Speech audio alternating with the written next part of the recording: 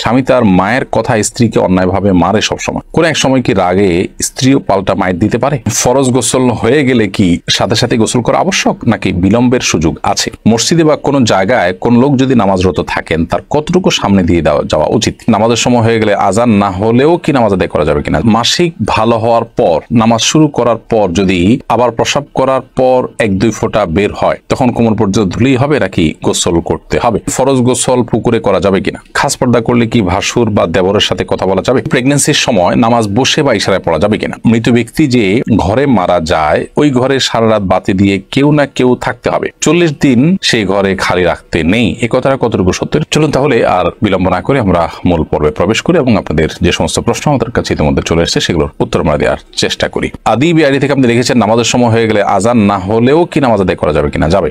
আজান না হলেও ওয়াক্ত যদি হয়ে যায় তাহলে আপনি নামাজ পড়তে পারেন। সৌরভ, আপনার প্রশ্নের উত্তর আমরা দিচ্ছি। আপনি লিখেছেন খাস পর্দা করলে কি ভাসুর বা দেবরের সাথে কথা বলা যাবে? প্রয়োজনীয় কথা, যেটা না বললে নয়, খুব জরুরি কথা যদি থাকে তাহলে সেক্ষেত্রে পর্দার আড়াল থেকে আপনি বলতে পারেন, ভাষার ভিতরে বিশেষ কোনো কোমলতা, আপনার কথার ভিতরে বিশেষ কোনো কোমলতা সৃষ্টি করা ছাড়া। কিন্তু যদি একান্ত প্রয়োজনীয় কথা না হয় তাহলে সেক্ষেত্রে অপ্রয়োজনীয় কথা অবশ্যই অ্যাভয়েড করতে হবে এবং সেটাও পর্দার অংশ। মমিতা জাহান লিখেছেন মৃত ব্যক্তি যে ঘরে মারা যায় ওই ঘরে সারা রাত বাতি দিয়ে কেউ না কেউ থাকতে হবে, 40 দিন সেই ঘরে খালি রাখতে নেই, এ কথাটা কতটুকু সত্য? এটা সম্পূর্ণ ভুল কথা এবং এ জাতীয় অনেক বিষয় হিন্দুদের অনেক ধর্ম বিশ্বাস থেকে আমাদের মধ্যে এসেছে, সে বিষয়ে আমাদেরকে সতর্ক থাকতে হবে। মানিশা আয়ান আইআইডি থেকে আপনি লিখেছেন অনেক আগে ঝগড়ার সময় স্বামী তার স্ত্রীকে তালাক দিয়েছে কি না এটি কারোর মনে নেই, এক্ষেত্রে তাদের করণীয় কি? ঝগড়ার সময় তালাক দিয়েছেন কিনা জাস্ট সন্দেহ হচ্ছে, মানে অথেন্টিক কোনো কিছু নাই। যদি এরকম হয় তাহলে সেক্ষেত্রে সংশয়ের কোনো ভ্যালু নাই বা এটার কোনো ভিত্তি নাই এবং তাদের মধ্যে বৈবাহিক সম্পর্ক আছে এটা ধরতে হবে। দিনের পথে আসেন আইডি থেকে আপনি লিখেছেন স্বামী স্ত্রীর মধ্যে ভালোবাসা বৃদ্ধির উপায় কি? স্বামী স্ত্রীর মধ্যে ভালোবাসা বৃদ্ধি করার জন্য অন্য সব মানুষের সাথে ভালোবাসা বৃদ্ধির ক্ষেত্রে যেরকম সালামের ভূমিকা রয়েছে সেই সালামটা আদান প্রদান করতে হবে। নবী করিম সাল্লাল্লাহু আলাইহি ওয়াসাল্লাম বলেছেন যে তোমরা যখন পরস্পরের মধ্যে সালামের আদান প্রদান করবে তখন তোমাদের মধ্যে ভালোবাসা বৃদ্ধি পাবে। সেই সাথে তিনি হাদিয়া প্রদান করার কথা বলেছেন, উপহার আদান প্রদান করা। অনেক সময় স্বামীরা স্ত্রীদেরকে শুধু দেয়, স্ত্রী স্বামীকে সারপ্রাইজ দেওয়া, স্বামীকে বিভিন্ন ক্ষেত্রে খুশি হওয়ার মতো কোনো কিছু পেশ করা তার জন্য।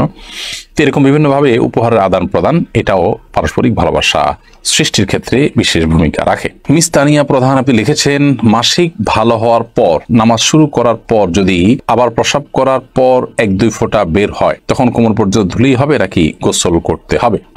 মাসিক যদি যথাযথভাবে ভালো হয়ে যায়, আপনার যে সময় ভালো হওয়ার কথা সে সময় ভালো হয়ে গেছে, যেদিন ভালো হওয়ার কথা সেদিন ভালো হয়ে গেছে, এর বেশি আপনার হয় না নর্মালি। এরপরে আবার কখনো বের হয়ে গেছে, প্রতি মাসে আপনার 6 দিন হয়, 7 দিন হয়, 8 দিন হয়, একটা অভ্যাস আছে, সে অভ্যাসের সময়টা পার হয়ে যাওয়ার পরে যদি বের হয় তাহলে এটা অসুস্থতা, অতএব এটুকু ধুয়ে ফেললেই হয়ে যাবে। আর যদি দিনের হিসাব করেন যে 7 দিন হয়, 7ম দিনে সকাল থেকে দেখা যাচ্ছে না আপনি নামাজ শুরু করেছেন, হঠাৎ করে আবার দেখা গেছে, তাহলে সেক্ষেত্রে সেটা মাসিক হিসাবে গণ্য হবে এবং সেটাকে আপনি পাক সাফ করে যথাযথভাবে গোসল করে আপনি আবার নামাজ পড়তে হবে যদি সেটি নির্গত হয় এবং যদি সেটা মাসিক নিশ্চিত হয়। শিবন নাসরিন লিখেছেন মহিলারা কি রাতে নামাজগুলো একটু আওয়াজ করে পড়তে পারবে, বেশি জোরে না, নিজে শুনতে পায় এরকম? হ্যাঁ, নিজে শুনতে পায় এরকম করে করতে পারেন, অসুবিধা নেই।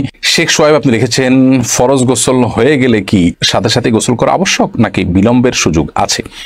গোসল ফরজ হয়ে গেলে সাথে সাথে গোসল করা উত্তম যদি সে সুযোগ থাকে, তবে বিলম্ব করার সুযোগ আছে যদি গোসল ফরজ হওয়ার পর পরবর্তী যে নামাজের ওয়াক্ত সেই নামাজের ওয়াক্ত বা যদি তার উপরে কোনো নামাজ বর্তায় তাহলে এই নামাজের ওয়াক্ত শেষ হওয়ার আগ পর্যন্ত তিনি বিলম্ব করতে চান, তাহলে শেষ মুহূর্তে বা ওয়াক্ত শেষ হওয়ার আগে আগে গোসল করে নামাজ পড়ে ফেললেন, এতটুকু বিলম্ব করা জায়েজ আছে।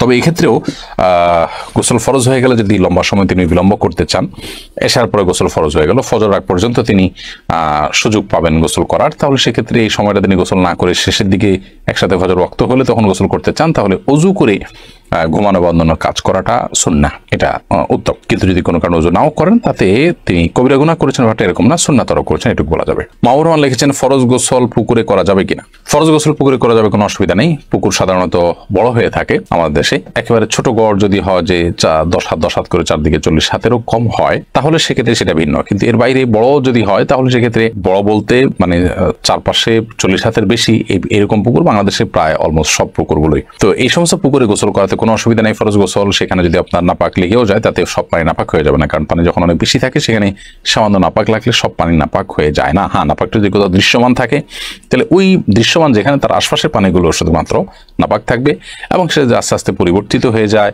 আর দৃশ্যমান না থাকে তাহলে তার কোনো কথাই নেই। অতএব ফরজ গোসল পুকুরে করতে কোনো সমস্যা নেই। নাদিয়া সুলতান আপনি লিখেছেন সেজদা থেকে উঠার সময় জায়নামাজে হাত ভর করে উঠা যাবে কিনা। সেজদা থেকে উঠার সময় আপনার মাটিতে বা জায়নামাজে ভর করে না উঠে যতটুকু সম্ভব আপনার সরাসরি ওঠা উচিত। যদিও নবী করিম সাল্লাল্লাহু আলাইহি ওয়াসাল্লাম মাটিতে ভর করে ওঠার কথা বর্ণিত আছে, কিন্তু সেটার ব্যাপারে অনেক মুহাদ্দিসদেরই ব্যাখ্যা হলো যে নবী সাল্লাল্লাহু আলাইহি ওয়াসাল্লামের শারীরিক অসুস্থতার কারণে এটা কখনো কখনো তিনি করেছেন। অতএব কারোর শরীরে অসুস্থতা বোধ করলে তিনি এটা করতে পারেন, কোনো অসুবিধা নেই। বাট সুস্থ স্বাভাবিক অবস্থাতে তার এরকম না করে বরং হাঁটুতে ভর করে তারপর দাঁড়ানো উচিত। এপি আনোয়ার এডি থেকে আপনি লিখেছেন 4 রাকাত ফরজে দ্বিতীয় বৈঠকে ভুলে বা এমনি দুরূদ পড়লে কি সাহু সেজদা দেওয়া লাগবে? 4 রাকাত ফরজ নামাজের দ্বিতীয় বৈঠকে যদি ভুলে আপনি দুরূদ পড়ে ফেলেন তাহলে সেক্ষেত্রে হানাফি মাযহাব অনুযায়ী আপনাকে সেজদায়ে সাহু দিতে হবে। কারণ দ্বিতীয় বৈঠকে আত্মীয়তা পড়ার পর বিভিন্ন হাদিস থেকে আমরা জানতে পারি যে দ্রুততার সাথে দাঁড়িয়ে যেতে বলা হয়েছে এবং বিলম্ব করতে নিষেধ করা হয়েছে।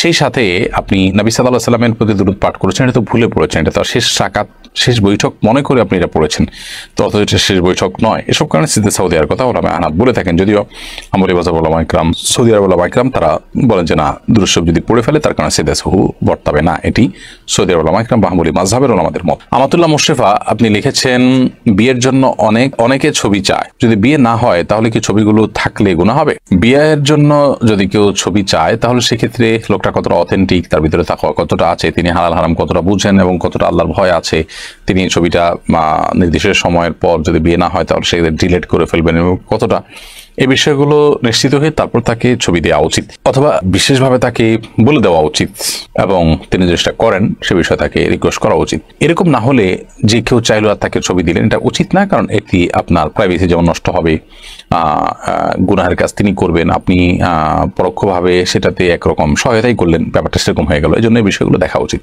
আপনি আপনার চেষ্টা অনুযায়ী সাধ্য অনুযায়ী চেষ্টা করেছেন, তারপরও যদি তিনি এটি করেন না, ডিলিট করেন, নিজের কাছে রেখে দেন, তাহলে সেক্ষেত্রে ইনশাআল্লাহ দায় আপনার আসবে না, তার উপরে থাকবে।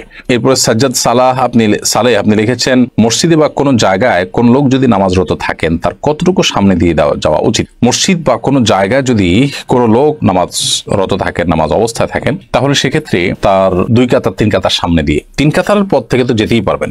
অনেক উলামার মতে 1 কাতার পর, তো তার সিজদা জায়গার পর থেকে আপনি যেতে পারেন, কারণ তার সিজদা জায়গার এরিয়ার মধ্যে গেলে তার নামাজের মনোযোগটাকে নষ্ট করবে, কিন্তু এর বাইরে দিয়ে গেলে তার মনোযোগ নষ্ট করার কথা নয়। তো এই মতটি রয়েছে, তবে এর বাইরে আরেক অন্যান্য আমাদের মত হলো 3 কাতার। এই মতটাও বেশ স্ট্রং যে তিনি যে কাতারে পড়ছেন আরো 2টা কাতারের বাইরের অংশ দিয়ে তিনি চাইলে হাঁটতে পারেন। কামরুন্নাহার কে লিখেছেন স্বামী তার মায়ের কথা স্ত্রীকে অন্যায়ভাবে মারে সবসময়, কোন এক সময় কি রাগে স্ত্রীও পাল্টা মায়ের দিতে পারে? বোন, রাগে আপনি কোনো অন্যায় অন্য কোনো কাজ করে ফেলেছেন, তিনি আপনার প্রতি অন্যায় করছেন, আপনিও রাগের মাথায় অন্যায় করেছেন, তো আপনি তো তার মতোই হয়ে গেলেন, তাই না? তো অবশ্যই এটি করাটা কাম্য নয় বা এটা করা যাবে না। হ্যাঁ, রাগের মাথায় যদি হয়ে যায় তাহলে সেক্ষেত্রে সেটার জন্য প্রায়শ্চিত্ত করা উচিত, লজ্জিত অনুতপ্ত হওয়া উচিত, তওবা করা উচিত, ভবিষ্যতে যেন না হয়। এখন কথা হলো তিনি মারতে থাকেন, আমি কি করবো? আমি আত্মরক্ষা করার চেষ্টা করব। যদি এমন হয় যে তার মারে আবার আঘাতপ্রাপ্ত হই, আমি কষ্ট নিপতিত হই এবং আমি অ্যাক্সিডেন্টে পড়ার বা দুর্ঘটনার আশঙ্কা করি, তাহলে সেক্ষেত্রে অবশ্যই আমি ডেফিনেটলি সেটিকে প্রতিহত করার চেষ্টা করব বা আত্মরক্ষা করার চেষ্টা করব, কিন্তু পাল্টা তাকে মার দেওয়ার চেষ্টা করব না। হ্যাঁ, যদি এমন হয়, আল্লাহ না করুন এত মানুষ হয় যে আপনার জীবনকে সংকটের মধ্যে ফেলে দেয়, তাহলে তো সেক্ষেত্রে আপনি আত্মরক্ষার জন্য যতটুকু প্রয়োজন ততটুকু আপনি অবশ্যই করতে পারেন। কিন্তু আপনাকে এমনিতে শারীরিকভাবে আঘাত করেছে, যেটা কারণে আসলে বাঁচা মরার কোনো ব্যাপার না, আপনি জেদের বশবর্তী হয়ে রাগে কষ্টে ক্ষোভে আপনিও পাল্টা আঘাত করেছেন, তো অন্যায়ের বিপরীতে আপনিও একটি অন্যায় করলেন। তিনি যে অন্যায় করেছেন তার চেয়ে ছোট অন্যায় করেননি, বরং আপনিও এক ধরনের বড় অন্যায় করেছেন, তো এটা উচিত না। আর যে ভদ্রলোক তার মায়ের কথা স্ত্রীর গায়ে হাত তোলেন, তিনি অবশ্যই ছোট লোকই করছেন এবং তিনি গুনাহগার হচ্ছেন। প্রিয় নবী সাল্লাল্লাহু আলাইহি ওয়াসাল্লাম কোনোদিন কোনো নারীদের গায়ে হাত তোলেননি। তার একাধিক স্ত্রী ছিলেন এবং বিভিন্ন বিষয়ে মনোমালিন্য হয়েছে, কিন্তু কখনো তাদের গায়ে হাত তোলেননি এবং তিনি এই ব্যাপারে নিরুৎসাহিতও করতেন। অতএব একজন ইমানদার হিসাবে মায়ের কথা, বিশেষ করে স্ত্রীর প্রতি অন্যায় করা, অবিচার করা, এটা গুনাহের কথা। আল্লাহ সুবহানাহু ওয়া তাআলা বলেছেন ওয়াশিরুহুন্না বিল মারুফ, তোমরা তোমাদের স্ত্রীদের সাথে সুন্দরভাবে দিনাতিপাত করবে এবং জীবন যাপন করবে। বিধায় জুলুম কোনো অবস্থাতে গ্রহণযোগ্য নয়। আপনি সবর করুন বোন, এই সমস্যা আপনার চিরকাল থাকবে না ইনশাআল্লাহ। সংসার ভারী হবে, একটা সময় সন্তান সন্ততি বড় হবে, আপনার সমস্যার সমাধানের পথ আপনি খুঁজে পাবেন। আল্লাহ আপনাকে সবর তৌফিক দান করুন এবং আপনার স্বামীকে আল্লাহ তাআলা হেদায়েত দান করুন। আলিফানুর লিখেছেন, প্রেগন্যান্সির সময় নামাজ বসে বা ইশারায় পড়া যাবে কিনা? প্রেগন্যান্সি হলেই নামাজ বসে পড়া যাবে বা ইশারায় পড়া যাবে, ব্যাপারটা এরকম নয়। তবে প্রেগন্যান্সির সময় অনেক মা বোনরা এত বেশি অসুস্থ হয়ে পড়েন যে তাদেরকে বিছানায় শুয়ে পড়তে হয়, অথবা অনেকে আছেন যে শেষের দিকে এসে দাঁড়িয়ে নামাজ পড়াটা তাদের জন্য কঠিন হয়, শরীর ভার হয়ে যায়, তাদের শারীরিক দুর্বলতার কারণে বা স্থূলতার কারণে, নানা কারণে তারা দাঁড়িয়ে নামাজ পড়লে রুকু সিজদা করে স্বাভাবিকভাবে নামাজ পড়তে গেলে পড়ে যাওয়ার আশঙ্কা থাকে। এরকম আশঙ্কা যদি জোরালো হয়, প্রবল হয়, তাহলে সেক্ষেত্রে তিনি বসে নামাজ পড়তে পারেন। বসে নামাজ পড়ার ক্ষমতা না থাকলে তিনি শুয়ে অবশ্যই নামাজ পড়তে পারেন। কিন্তু এটা হলো যদি সেরকম পরিস্থিতি তৈরি হয়, কারোর প্রেগন্যান্সি হলেই সামান্য ঠুনকো অজুহাতেই তিনি বসে নামাজ পড়া শুরু করবেন, ব্যাপারটা সেরকম নয়।